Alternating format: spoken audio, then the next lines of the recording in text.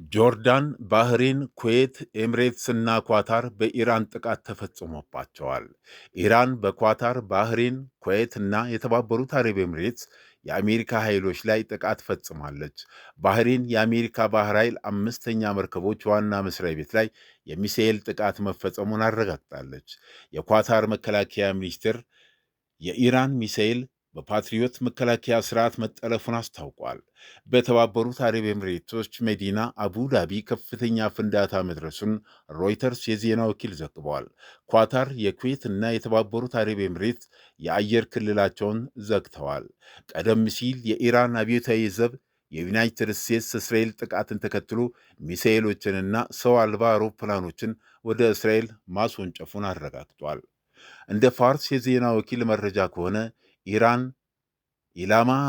ኢላማ ያደረገችው በኳታር ውስጥ አልኡዴይ አየር ማረፊያ፣ በኩዌት አልኢስላም አልሳሌም አየር ማረፊያ፣ በኩዌት በተባበሩት አረብ ኤምሬትስ ውስጥ አልዳፋር የአየር ማረፊያ እና በባህሬን የሚገኘው የዩናይትድ ስቴትስ የጦር ሰፈር ላይ ነው። በተያያዘም ትራምፕ ስለ ኢራን የተናገሩት አስደንጋጭ ነገርም ትኩረት ስበዋል። ዓላማችን ከኢራን መንግሥት የሚደርሰውን ስጋቶች በማስወገድ የአሜሪካን ሕዝብ መከላከል ነው ብለዋል። የኢራን ሚሳኤሎችን እናወድማለን እና ሚሳኤል ኢንዱስትሪው እንዳይኖር እናደርጋለን። የባህር ኃይላቸውን እናጠፋለን። የክልሉ የኢራን አጋሮች ቀጣናውን ወይም ዓለም ላይ አለመረጋጋት እንዳይፈጥሩ እናደርጋለን። ኢራን የኒውክሌር ጦር መሳሪያ እንዳታገኝ እናረጋግጣለን። ይህ በጣም ቀላል መልእክት ነው። በፍጹም የኒውክሌር ጦር መሳሪያ አይኖራቸውም። ይህ ገዢ አካል ማንም ሰው የዩናይትድ ስቴትስ ጦር ኃይሎችን ጥንካሬ መቃወም እንደሌለበት በቅርቡ ይማራሉ ብለዋል። እስራኤል በኢራን በሚገኝ የሴቶች ትምህርት ቤት ላይ በፈጸመችው ጥቃት 40 ሰዎች ተገደሉ። በደቡብ ኢራን በሆርሞዝ ግዛት በምትገኘው ሚናብ የአንደኛ ደረጃ የሴቶች ትምህርት ቤት ላይ የእስራኤል ጥቃት ተከትሎ የ40 ሰዎች ሕይወት አልፏል። በመጀመሪያ በቴህራን ቀጥሎም በተቀረው የሀገሪቱ ክፍል በተዘገበው የእስራኤል አሜሪካ የአየር ጥቃት በሴቶች ትምህርት ቤት 40 ሰዎች ተገድለዋል። የኢራን ፓራሚሊተሪ አብዮታዊ ጥበቃ በሚናብ ውስጥ የጦር ሰፈር አለው። በኢራን ላይ ከደረሰው ጥቃት በኋላ የአሜሪካው ፕሬዝዳንት ዶናልድ ትራምፕ የኢራን ሕዝብ ዕጣ ፈንታውን እንዲቆጣጠሩና ከ1979 ዓ ም ጀምሮ አገሪቱን እየመራ ባለው አመራር ላይ እንዲነሱበት ጥሪ አቅርበዋል። ኢራን ሉዓላዊነቷ መከበር እንዳለበት ቻይና አሳስባለች። የቻይና የውጭ ጉዳይ ሚኒስቴር በአስቸኳይ የተኩስ አቁም እንዲደርሱ በመጠየቅ በቀጣናው እየተከሰቱ ባሉ ለውጦች ላይ ከፍተኛ ስጋት እንዳለው ገልጸዋል። የኢራን ብሔራዊ ሉዓላዊ ደህንነትና የግዛት አንድነት መከበር እንዳለበትም በመግለጽ ሁሉም ወገኖች ተጨማሪ የግጭት መባባስ እንዳይከሰትና የተጀመረውን ውይይት እንዲቀጥሉ አሳስበዋል። በሌላ በኩል በኢራን የሆርሞዝግ የሕክምና ሳይንስ ኃላፊ እንዳሉት በደቡብ የሀገሪቱ ክፍል እስራኤል በሚናብ እና ጃስክ በፈጸመችው ጥቃት ቢያንስ 70 ሰዎች ሲገደሉ ከ90 በላይ ቆስለዋል ሲል የፋርስ የዜና ወኪል ዘግቧል። በሚናብ በሚገኘው የአንደኛ ደረጃ የሴቶች ትምህርት ቤትም በጥቃቱ ከ50 በላይ ሰዎች መሞታቸውን መዘገቡ ይታወሳል። አያቶላ አሊ ኻሜኒ እኔ እስከማውቀው ድረስ በሕይወት አሉ ሲሉ የኢራን የውጭ ጉዳይ ሚኒስቴር ተናገረ። በቀጣዮቹ ደቂቃዎች በቴሌቪዥን መስኮት እንደሚታዩም ይጠበቃል። የኢራን የውጭ ጉዳይ ሚኒስትር አባስ አራክቺ ከኤምባሲ ኒውስ ጋር ባደረጉት ምልልስ ጠቅላይ ሚኒስትሩ ወይም ጠቅላይ መሪው አያቶላ አሊ ኻሜኒ እስከማውቀው ድረስ በሕይወት አሉ ሲሉ ተናግረዋል። የኢራን ከፍተኛ መሪ አያቶላ አሊ ኻሜኒ ከደቂቃዎች በፊት ለሕዝባቸው መልእክት ያስተላልፋሉ ሲል የኢራኑ አልኢስላም ቲቪ ተናግሯል። አባስ አራክቺ አክለውም እንደተናገሩት በኢራን ውስጥ ስላለው የአገዛዝ ለውጥ የተመለከተውን የትራምፕ ንግግር ተከትሎ ይህ ተልዕኮ የማይቻል ነው ብለዋል። እስካሁን ድረስ ከአሜሪካ ጋር ምንም አይነት ግንኙነት እንደሌለ ገልጸው ዋሽንግተን ማውራት ትፈልጋለች፣ ኢራናውያንን እንዴት ማግኘት እንደሚቻሉ ያውቃሉ፣ ነገር ግን የመነጋገር ዕድል ከመፈጠሩ በፊት ጥቃት መቆም አለባት ጥቃት መቆም አለበት ሲሉም ተናግረዋል።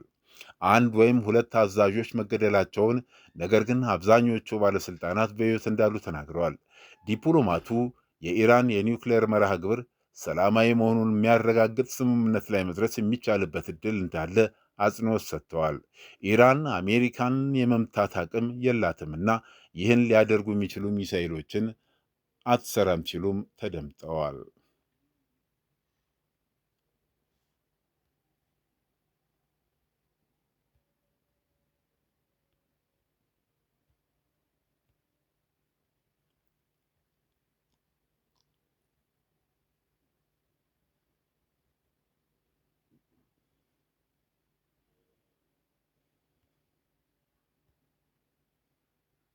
የኢራን ወታደራዊና የፖለቲካ መሪዎች በጥቃቱ ምንም ጉዳት እንዳልደረሰባቸው የኢራን የውጭ ጉዳይ ሚኒስቴር ጨምረው ገልጸዋል።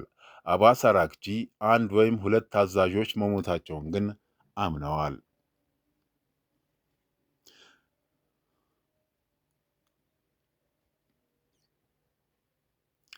ዱባይ በአሁኑ ሰዓት ዝግ ሆናለች።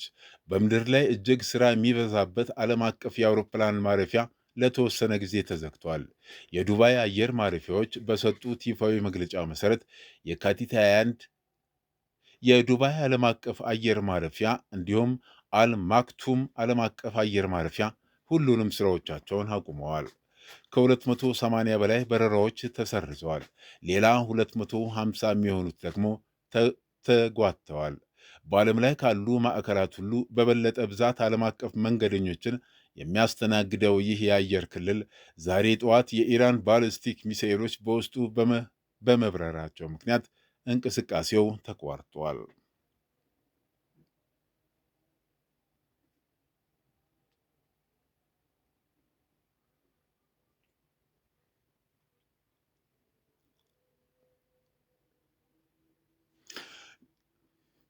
ከዚህ ከመካከለኛው ጦርነት ጋር በተያያዘም የኢትዮጵያ ኤምባሲዎች በመካከለኛው ምስራቅ ሀገራት ለሚገኙ ዜጎች ማስጠንቀቂያ ሰጡ።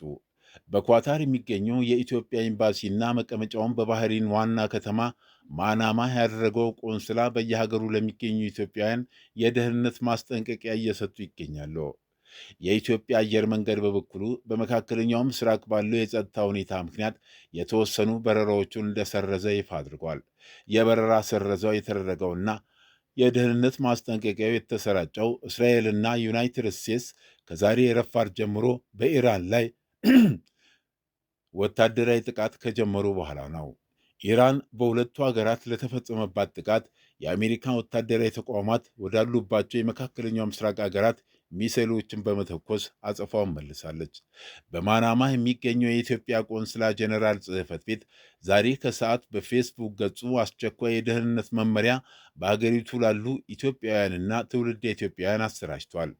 ቆንስላ ጽሕፈት ቤቱ የደህንነት መምሪያ የያዘውን መግለጫ ያወጣው በአሁኑ ወቅት በቀጣናው እየታየ ባለው ወታደራዊ ውጥረትና ዛሬ በባህሬን እየተፈጸመ ያለውን የሮኬት ጥቃት ተከትሎ መሆኑን አስታውቋል። በባህሬን የሚገኙ ዜጎች በአካባቢው መገናኛ ብዙሃን የሚወጡ ይፋዊ መግለጫዎችንና ዜናዎችን በንቃት እንዲከታተሉም አሳስቧል።